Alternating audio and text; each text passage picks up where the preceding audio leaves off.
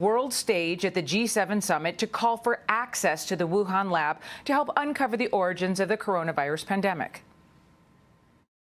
We haven't had access to the laboratories to determine whether or not, I have not reached a conclusion because our intelligence community is not certain yet, whether or not this was a consequence of from the marketplace of a bat and interfacing with animals in the environment that caused this COVID-19, or whether it was an experiment gone awry in a laboratory. We have to have access. The world has to have access. And as the G7 wrapped up, the world leaders backed up Biden's call, writing in the communique, quote, a timely, transparent, expert-led and science-based WHO convened phase 2 COVID-19 origin study, including as recommended by the experts' report in China. But is that language strong enough against China? And why didn't this call for action happen sooner? Florida's Governor Ron DeSantis calling out China's cover-up earlier on Sunday Morning Futures.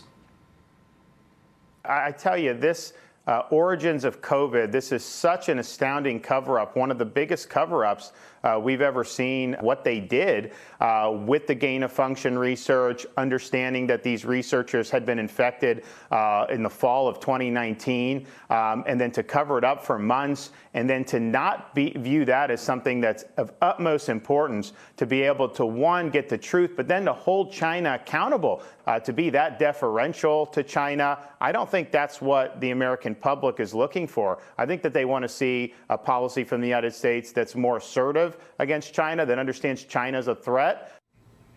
Sean, I'd like to begin with you because you know a thing or two about politics and timing.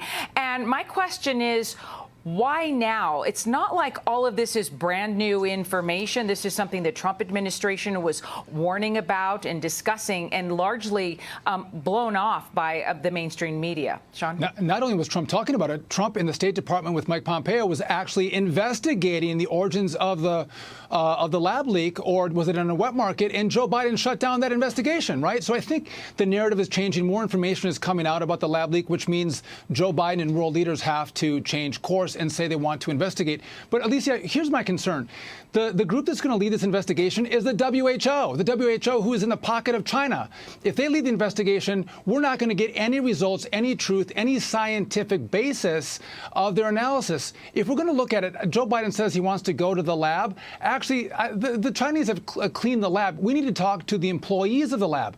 We need to talk to the 3 scientists who got sick, as Ron DeSantis mentioned, in November of 2019, and they had COVID-like symptoms. We want to talk to them. I think when you talk about the cover-up, we need to talk to Anthony Fauci. What did he know? When did he know it?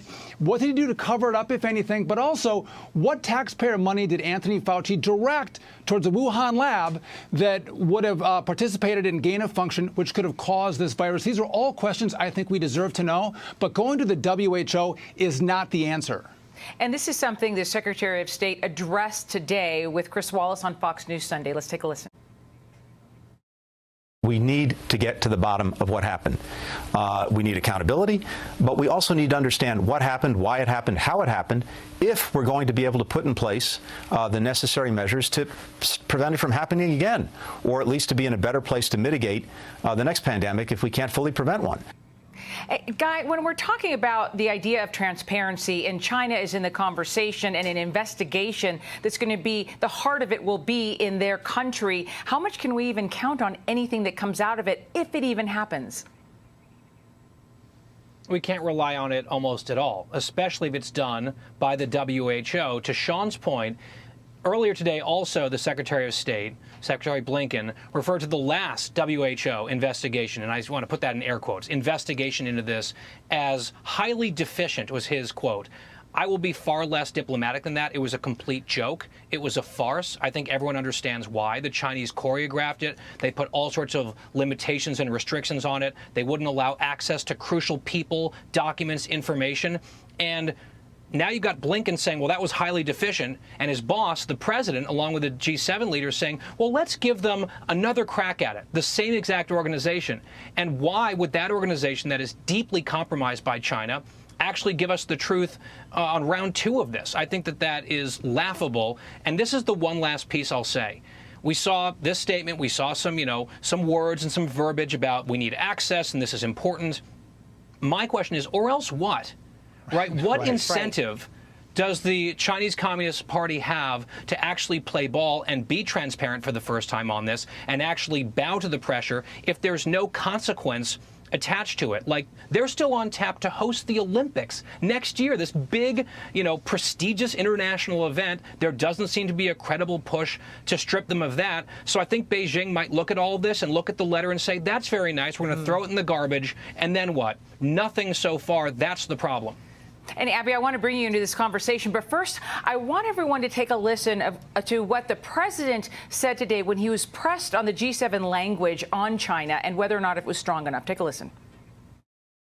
The final language in the G7 communique does have some mentions of China, which is different from past years, but I know it's not as tough as you and your team wanted it to be. Why isn't it as tough? There isn't very much action in it. I know this is going to sound somewhat prosaic, but I think we're in a contest, not with China per se, but a contest with autocrats, autocratic governments around the world, as to whether or not democracies can compete with them in the rapidly changing 21st century. I think there's plenty of action on China. Abby, when you hear him say that, especially when he ends with plenty of action on China, I mean, I can't think of anything that he could be referring to specifically. Can you? I can't. Obviously, none of us were in that meeting or will be in that meeting. But yeah, I can't imagine that there is anything, especially just the way that he's talking.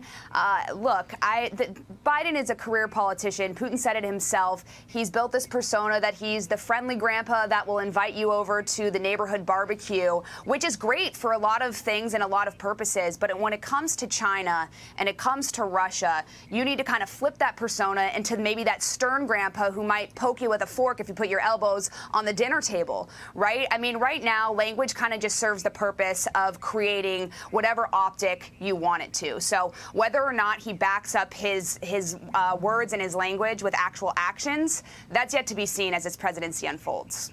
Yeah, Sean, what are your thoughts on that? Is this all flex and no muscle? Well, I don't think Joe Biden's willing to do anything in regard to China, to Abby's point. But what he has done is kept a lot of the tariffs in place on China that President Trump put in place, right? So that's a positive. But how do you back it up? Is Joe Biden willing to take further steps to economically punish China, which is really their weak spot? Will he go another step further than Trump to make sure there's consequences if they don't cooperate? I don't think he will. And I thought, again, even the reporter in the clip that you played, Alicia, was basically saying, I know you wanted it harder and tougher, and you couldn't get it. And he never even said, yes, I did want it tougher, but I couldn't get the other G7 members to agree. He basically brushed that off and paid homage to autocrats as opposed to democracies. And Guy, I don't know if you probably remember, Peter Doocy a while back asked the president about a possible punishment if it is found out that China is in fact responsible in that lab and for covering things up. And there wasn't really much of an answer. I mean, how impressed were you with this answer? It wasn't really an answer to the question. And I get they have to hold this close to the vest potentially and say there might be consequences down the line. We don't want to tip our hand yet. But I would like to hear more answers about why the Pompeo-era investigation by the U.S. State Department was scuttled and ended under the Biden administration. Why do they want to punt it back to the WHO? It seems like they're going softer, not tougher. And China's behavior over the last 2 years on a number of fronts I think is egregious, and it sort of belies what we are seeing from the Biden administration now. They're going in the opposite direction in terms of rhetoric and substance, and that substance is still very much a question mark, I think, to put it charitably. Mm-hmm. Well, from President Trump colliding with Russia to dismissing the coronavirus lab leak theory.